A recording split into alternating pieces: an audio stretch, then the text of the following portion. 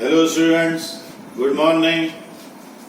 तो आपकी ये यूनिट चल रही है पी ब्लॉक, इसमें ग्रुप 16 पढ़ रहे हैं लास्ट वीडियो से। ग्रुप 16 की कैरेक्टरिस्टिक्स हमने पढ़ी लास्ट वीडियो में। ये कैरेक्टरिस्टिक रह गई, उसको और पढ़ रहे हैं। तो नंबर 7 कैरेक्टरिस्टिक्स का part, formation of hydrides. Hydrides माने हाइड्रोजन के साथ रिएक्ट करके जो कंपाउंड बनते हैं उनको हम हाइड्राइड कहते हैं। तो all these elements react with hydrogen and form hydrides such as H2O, H2S, H2Se, H2Te, ये सभी बनते हैं। ये सभी sp3 हाइब्रिडाइजेशन से बनते हैं। बहुत सारी बातें इससे कनेक्शन में जो कुछ भी हैं ये सब 11th क्लास में भी पढ़ी जा चुकी हैं, लेकिन उसी को दोबारा से समझना है। तो ये सभी sp3 हाइब्रिडाइजेशन से बनते हैं। sp3 की शेप होती है टेट्राहेड्रल एंड बॉन्ड एंगल होता है 109.5, लेकिन इनकी शेप होती है बेंट और एंगल 109.5 से कम होता है। जैसे कि वाटर में एंगल होता है 104.5 डिग्री। तो उसका रीजन क्या है? उसका रीजन इनमें सब में दो लोन पेयर होते हैं। तो फिर H2O में ऑक्सीजन पे 2 लोन पेयर, और लोन पेयर के कारण क्या होता है? लोन पेयर और लोन पेयर में रिपल्शन। ये टेट्राहेड्रल में एटम सेंटर में है और 4 कार्नर पे बॉन्ड होते हैं। इसमें 2 ही कार्नर पे बॉन्ड है और 2 कार्नर पे लोन पेयर है। ये लोन पेयर और लोन पेयर में रिपल्शन काम करता है और उस रिपल्शन से डिस्टॉर्टेड हो जाती है शेप, बेंड हो जाती है, एंगल कम हो जाता है। तो ये सब लिखा हुआ, दोबारा सुन लें।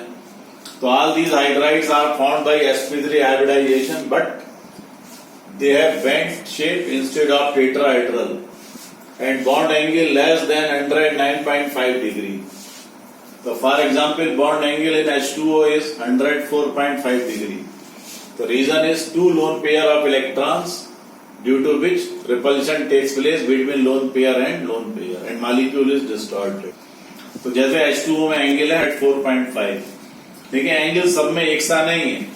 एंगल लगातार ये ग्रुप में H2O में एंगल ज्यादा, then H2S, then H2Se, then H2Te। इसका रीजन क्या है? इसका रीजन आपको ग्रुप 15 में पढ़ाया है। ग्रुप 15 के हाइड्राइड्स में भी यही ऑर्डर है, जो रीजन वहां है वही रीजन यहाँ लगेगा। दूसरी बात जो 11th क्लास में पढ़ चुके हैं, in these hydrides with decrease in molecular weight boiling point decrease होते हैं। कि बॉइलिंग पॉइंट, ये मॉलिक्यूलर वेट इसका ज्यादा, इसका कम, इसका कम, तो बॉइलिंग पॉइंट का भी यही order. H2Te greater than H2Se greater than H2S, but boiling point of H2O is abnormally very high and highest of all of these. होना चाहिए H2O का बॉइलिंग पॉइंट सबसे कम, लेकिन इन सब में सबसे ज्यादा होता है। तो इसका रीजन 11th क्लास में हाइड्रोजन बॉन्डिंग पढ़ी है आपने, तो वही रीजन है ये। तो 11th क्लास में भी ये पढ़ाई है, 12th में भी। 12th में क्वेश्चन यदि पूछा जाएगा, ये सब जो कुछ पढ़ रहे हैं ये सब क्वेश्चन के फॉर्म में जो आपको स्टार बनाए हुए हैं, ये सब अलग अलग क्वेश्चन के फॉर्म में पूछे जाएंगे। तो पूछा जाए H2 का बॉइलिंग पॉइंट क्यों ज्यादा है? तो ड्यू टू हाइड्रोजन बॉन्डिंग। ये पानी के ये मॉलिक्यूल, ये H पर पॉजिटिव चार्ज, ऊपर नेगेटिव। तो जब ऐसे कई molecule close to each other, पास पास आते हैं, तो ये नेगेटिव चार्ज ऑक्सीजन, ये पॉजिटिव चार्ज हाइड्रोजन, ये ऑक्सीजन, ये हाइड्रोजन, ये हाइड्रोजन बॉन्डिंग से एसोसिएशन हो जाता है।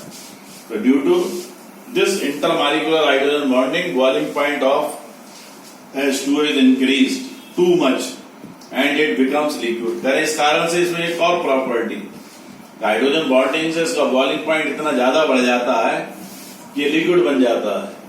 पूछा जाए H2O लिक्विड और H2S गैस है, भाई 11th क्लास में पढ़ चुके, एग्जाम भी दे चुके, यहाँ पे एग्जाम में पूछा जा चुका है। तो उसका रीजन हुआ कि H2S में no hydrogen bonding in H2S, तो उसका बॉइलिंग पॉइंट कम रहता है, इसलिए ये गैस है।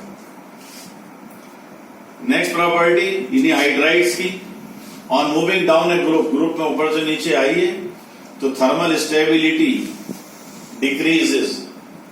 Thermal stability of these hydride decreases. Stability decrease माने कि डिकम्पोज होकर हाइड्रोजन आसानी से मिलती है, तो reducing power of these hydrides increases. तो जैसे for example reducing power of H2Te की रिड्यूसिंग पावर ज्यादा, देन H2Se, देन H2S। और H2O में कोई रिड्यूसिंग पावर नहीं होती है, और रीजन सेम है। ग्रुप 15 के हाइड्राइड्स में जो रीजन था वही रीजन यहाँ पर अप्लाई होता है। अब बस ये ग्रुप 16 के कैरेक्टरिस्टिक्स हो गए। अब ग्रुप 16 के कुछ एलिमेंट्स कंपाउंड्स के बारे में पढ़ना है। तो ऑक्सीजन के बारे में सबसे पहले पढ़ाई हो रही है।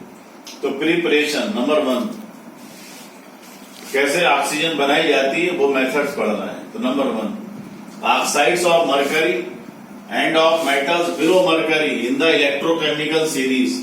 तो आपकी इलेक्ट्रोकेमिकल सीरीज होती है, कह रहे हैं उसमें मरकरी और मरकरी के नीचे जो मेटल हैं, ये 5 मेटल हैं कुल मिलाकर।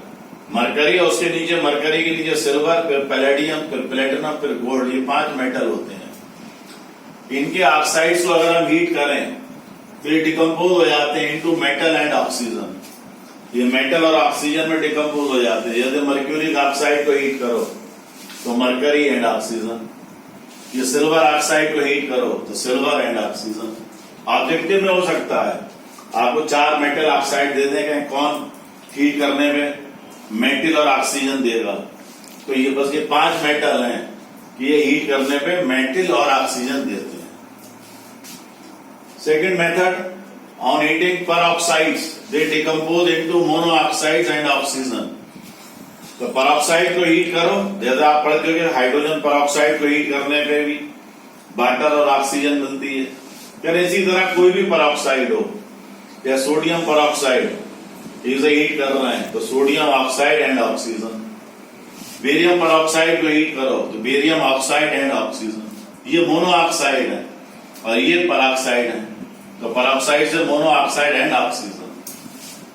Third method, on heating manganese dioxide it gives oxygen. ये मैंगनीज डाइऑक्साइड को हीट करो तो रिएक्शन के बारे में पूछा जा सकता है, व्हाट हैपेंस कि मैंगनीज डाइऑक्साइड को हीट कर रहे, रिएक्शन कंप्लीट करो तो उससे एक Mn3O4 बनता है and oxygen. Next method, on heating कह रहे नाइट्रेट्स को हीट करिए, क्लोरेट्स को, परक्लोरेट्स को, परमैंगनेट को एंड डाइक्रोमेट को। ऑफ ग्रुप फर्स्ट, जो ग्रुप फर्स्ट है आपका सोडियम पोटेशियम वो वाला ग्रुप, कह रहे इनके नाइट्रेट्स, इनके क्लोरेट्स, इनके परक्लोरेट्स, इनके परमैंगनेट्स, इनके डाइक्रोमेट्स को हीट करिए तो ऑक्सीजन आपको मिलती है। ये रिएक्शन है, इन सब रिएक्शन को आपको याद करना है। इसको इसकी पढ़ाई यही है कि पोटेशियम नाइट्रेट को पूछा जाए हीट करें क्या बना, तो ये रिएक्शन है potassium nitrite and oxygen. Potassium chloride को हीट करें तो potassium chloride and oxygen. Potassium पर क्लोरेट को हीट करें KClO4, ये पर क्लोरेट है, ये क्लोरेट है, तो इससे KCl एंड ऑक्सीजन। ये पोटेशियम परमैंगनेट को हीट करें KMnO4 को, पोटेशियम परमैंगनेट से पोटेशियम मैग्नेट K2MnO4, ये परमैंगनेट है और ये मैग्नेट है और साथ में MnO2 बनता है ऑक्सीजन। पोटेशियम डाइक्रोमेट को हीट करें, ये डाइक्रोमेट है पोटेशियम डाइक्रोमेट, इसको हीट करें तो पोटेशियम क्रोमेट बनेगा और साथ में क्रोमियम ट्राइऑक्साइड बनता है, ये ग्रीन कलर का होता है। तो पोटेशियम डाइक्रोमेट ऑरेंज कलर का होता है। इस तरह से ये रिएक्शंस हुई। आपसे कोई भी कंपाउंड पूछा जाए, पोटेशियम डाइक्रोमेट को हीट कर रहे हैं रिएक्शन लिखो, पोटेशियम परमैंगनेट को हीट कर रहे हैं रिएक्शन लिखो। ऐसे नहीं पूछा जाएगा ऑक्सीजन बनाने का मेथड लिखो, क्वेश्चन ऐसे पूछा जाएगा, कोई रिएक्शन के फॉर्म में पूछी जाएगी कि पोटेशियम डाइक्रोमेट को हीट करें, रिएक्शन कंप्लीट करिए, लाइक दैट। इस तरह से ये आपसे पूछा जाएगा। तो ये आपके ग्रुप 16 के कैरेक्टरिस्टिक्स हुए और ये ऑक्सीजन की पढ़ाई पूरी हो गई। इसके बाद इस ग्रुप में ओजोन और सल्फ्यूरिक एसिड और सल्फर डाइऑक्साइड का और पढ़ना है। ग्रुप 16 आपका